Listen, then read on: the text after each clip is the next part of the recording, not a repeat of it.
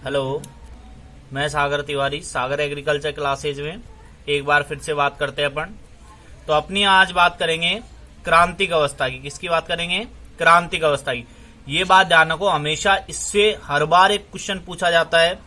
Jet, ICAR, BHU, ठीक है, और भी अन्य जैसे 11th 12th में भी आपके इससे हमेशा क्वेश्चन पूछा जाता है। ठीक है, तो क्रांतिक अवस्था आपको पता होनी चाहिए भाई। क्रांतिक अवस्था सबसे महत्वपूर्ण टॉपिक है ये बात ध्यान रखना। हर प्रकार की चीजों से, जैसे कंपटीशन की बात करते हैं अपन, या अपन बात करते हैं 11th 12th के हिसाब से, तो हर प्रकार से ये क्या है, आपके लिए सबसे महत्वपूर्ण टॉपिक है। तो सबसे पहले क्या होता है, क्रांतिक अवस्था के बारे में देखते हैं भाई। क्रांतिक अवस्था होती क्या है? तो मैं पहले बात कर चुका हूं, अपन पहले बता चुके हैं कि भाई फसलों की ऐसी अवस्था जिन पर पानी की कमी हो जाए। फसलों की ऐसी अवस्था जिन पर क्या हो जाए, पानी की कमी हो जाए, तो पौधे को बहुत अधिक क्षति पहुंचती है और उपज भी क्या हो जाती है, कम हो जाती है। ऐसी अवस्था को ही क्रांतिक अवस्था कहते हैं। फसलों की ऐसी अवस्था जिन पर क्या हो जाए, पानी की कमी हो जाए, तो पौधे की बहुत अधिक क्षति होती है और उपज भी क्या हो जाती है, कम हो जाती है।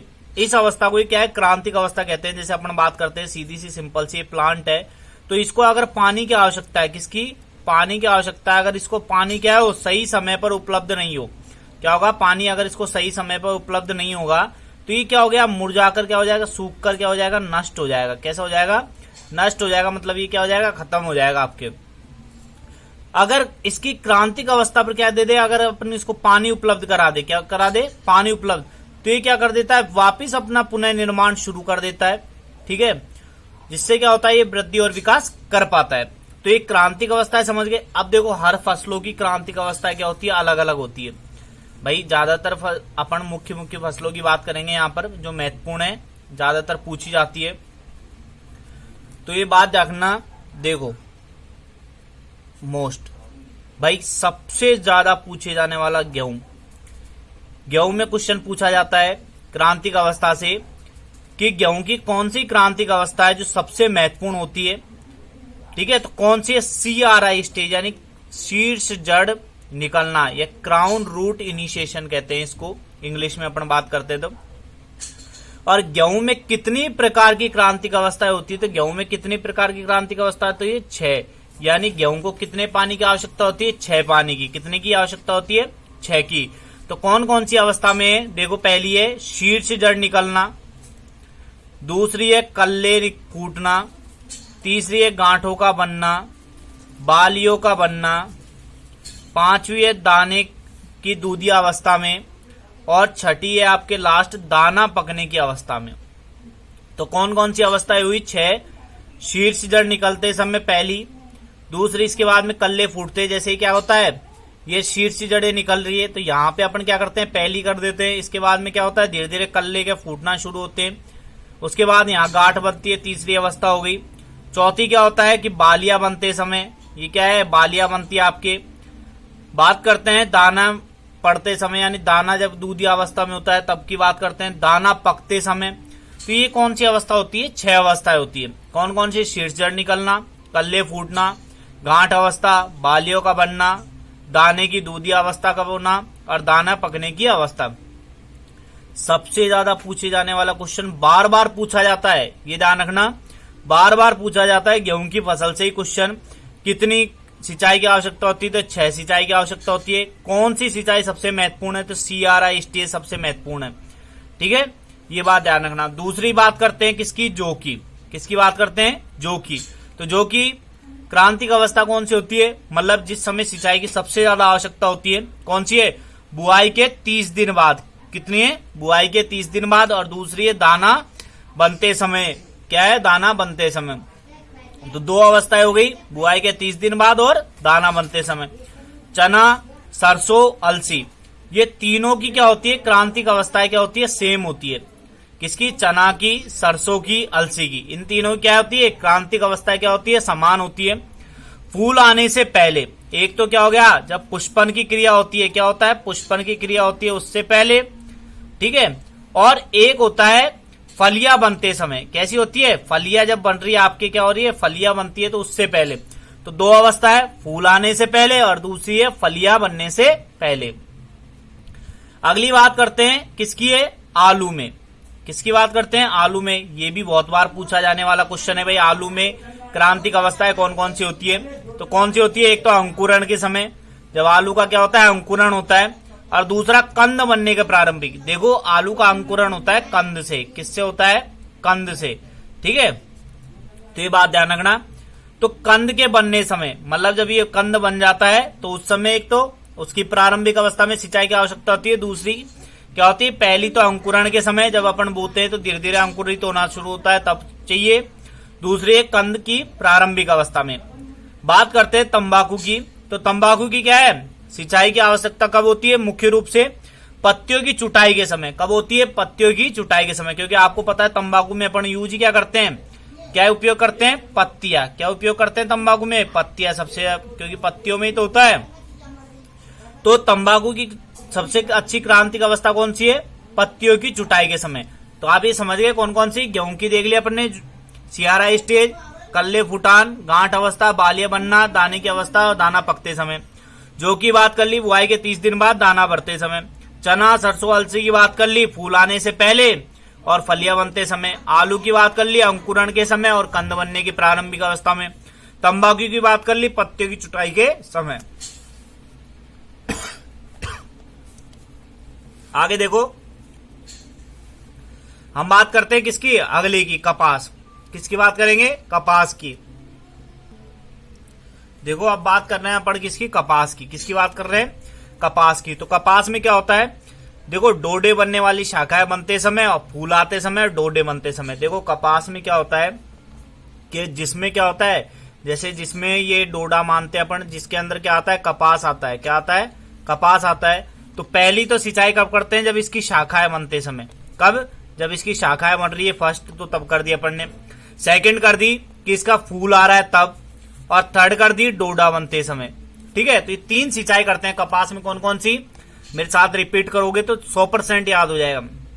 डोडे वाली शाखाएं बनते समय, फूल आते समय और डोडे बनते समय। गन्ने की बात करते हैं साथ ही, तो अंकुरण के समय।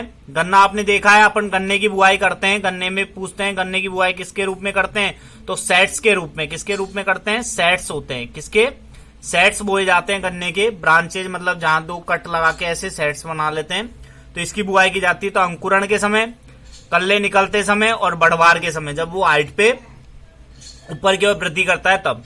तो ये गन्ने की कितनी है, 3 मुख्य क्या है, क्रांतिक अवस्थाएं हैं जिस समय सिंचाई की सबसे ज्यादा आवश्यकता होती है। अंकुरण के समय, कल्ले निकलते समय और बढ़वार के समय। बात करते हैं मूंगफली की। तो मूंगफली में क्या है, सुइया बनने से मूंगफली बनने तक, शुरू होने तक की सब प्रक्रिया, मतलब क्या होता है, देखो ये जड़, मूंगफली की बात करते हैं। तो मूंगफली में क्या होता है, जड़ों के निर्माण के बाद क्या होती है, इनमें दाना बनते समय, तो या जड़ों के निर्माण से लेकर दाना बनते समय तक क्या होती है, सिंचाई की आवश्यकता होती है। किसकी आवश्यकता होती है, इसको सिंचाई की आवश्यकता होती है। यही क्या है, इसकी क्रांतिक अवस्था है। तो मूंगफली क्या है, सुइया मतलब क्या होती है कि इसमें जब छोटे छोटे से दाने बनने शुरू हो जाते हैं, मतलब क्या है, जड़ें निकल कर दाने बनने शुरू होते हैं, तो उस अवस्था से लेकर मूंगफली बनने तक कि क्या है, इसको सिंचाई की आवश्यकता होती है। धान की बात करते हैं, किसकी बात करते हैं, धान की। तो धान में क्या होता है, कल्ले निकलते समय, कल्ले मतलब क्या है, जैसे ये निकल रहे हैं आपके, जिनमें क्या बनता है, दाना बनता है। तो ये क्या होते हैं, कल्ले कहते हैं इनको। क्या कहते हैं, कल्ले, जिसमें क्या होती है, नई ब्रांचें निकलती है। तो कल्ले निकलते समय, फूल आने से पहले और फूल आते समय, यानी कल्ले निकलेंगे, यहां से एक नई ब्रांच निकलेगी, इस पे पुष्प आएगा, और पुष्प के बाद में क्या है, फूल आते समय। 3 चीजें हो गई, कल्ले निकलते समय, फूल आने से पहले और फूल आते समय। बात करते हैं मक्का की।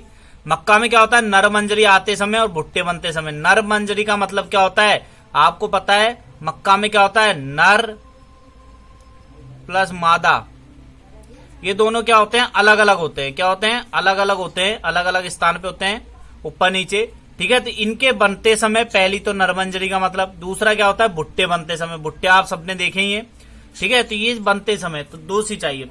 तो कपास में कब थी, डोडे वाली शाखाएं बनते समय, फूल आते समय। कपास में कब है, डोडे वाली शाखाएं बनते समय, फूल आते समय और डोडे बनते समय। गन्ने में कब है, अंकुरण के समय, कल्ले निकलते समय, बढ़वार के समय। मूंगफली में सुइया बनने से मूंगफली बनना शुरू होने तक की धान में क्या है, कल्ले निकलते समय, फूल आने से पहले या पुष्प आने समय। मक्का में क्या है, नरमंजरी आते समय, भुट्टे बनते समय। ये तो आपके पहला एक क्वेश्चन हो गया। यहां से तो क्या होता है, हर बार एक या दो क्वेश्चन पूछे जाएंगे। एक क्वेश्चन यहां से पूछा जाएगा। देखो आज दो क्वेश्चन सॉल्व कर रहे हैं। जेट, आईसीआर, बीएचयू या आपके जो भी कंपटीशन है, जितने भी, ठीक है, जितने भी आप कंपटीशन जानते हो, तो ये सारों में पूछे जाते हैं। तो ये सबसे महत्वपूर्ण क्वेश्चन है। देखो फसलों की जल मांग, अभी पहले क्या पढ़ा, क्रांतिक अवस्था, इसी के साथ पढ़ लेते हैं फसल की जल मांग।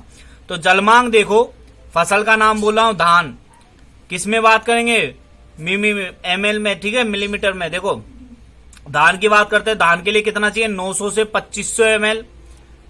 गेहूं के लिए 400 से 450 से 600। गन्ना के लिए कितना चाहिए, 1500 से 2500। आलू के लिए कितना चाहिए, 500 से 700। मूंगफली के लिए 500 से 700। कपास के लिए 700 से 1300। मक्का के लिए 500 से 800। सोयाबीन के लिए 450 से 700। अब देखो धान के लिए कितना है, 900 से 2500। गेहूं के लिए कितना है, 450 से 650। गन्ना के लिए 1500 से 2500। आलू के लिए 500 से 700। मूंगफली के लिए 500 से 700। कपास के लिए 700 से 1300। मक्का के लिए 500 से 800 और सोयाबीन के लिए 450 से 700। अब देखो सिंपल सी बात क्या होती है भाई, इतने ये चीजें याद करना मुश्किल है। तो देखो जहां जिनको क्या होती है, अधिक पानी की आवश्यकता होती है, उनकी जलमांग क्या होगी, ज्यादा। जैसे देखो धान, गन्ना की जलमांग की आवश्यकता क्या होती है, इन सब में ज्यादा, 900 से 2500, 1500 से 2500। उसके बाद में अपन बात करते हैं जैसे नॉर्मली किसकी, भाई कपास, गेहूं। कपास गेहूं में भी क्या होता है, पानी की आवश्यकता ज्यादा होती है। तो इनकी कितनी है, 450 से 650 और इसकी कितनी है, 700 से 1300। फिर लगभग क्या है आपके सेम है, देखो सबके। आलू की 500 700 हो गई, 500 से 800 मक्का की हो गई, सोयाबीन की 450 700 हो गई, ठीक है। तो ये क्या हो गई, फिर बाद में आपकी क्या आ गई, लगभग आ गई सबकी। तो आपको याद रखनी कितनी है, धान गन्ना, धान की कितनी होती है, 900 से 2500। गन्ना की होती है 1500 से 2500। कपास की याद रखना, और गेहूं की, कपास गेहूं की क्या है, गेहूं की तो 450 से 650। क्वेश्चन पूछा जाता है भैया, ये ध्यान रखना। और कपास की कितनी होती है, 700 से 1300, ठीक है। और बाकी सबकी आपकी कितनी याद रखनी है, लगभग 450 से ऊपर होती है, 500 से 700, 500 से 700। आलू की, मूंगफली की देखो सेम है दोनों की, ये क्या है, समान है। देखो 500 से 700 दोनों की, 500 से 800 किसकी है, मक्का की, वही समान है, ठीक है। तो कोई ज्यादा डिफरेंस नहीं है। दो क्वेश्चन क्लियर हो गए आपके, एक तो क्रांतिक अवस्था का, एक इसका, ठीक है। ये दोनों क्वेश्चन हर बार पूछे जाते हैं आपसे। अब अपन बात कर रहे थे, देखो इससे पहले अपन ने बात कर ली कि भाई फसलों में सिंचाई कब करे, ठीक है, इसका निर्धारण कैसे करेंगे। तो पहले अपन ने बात कर ली थी इससे पहले कि देखो क्या है, कि पौधों की बाह्य स्थिति को देखकर,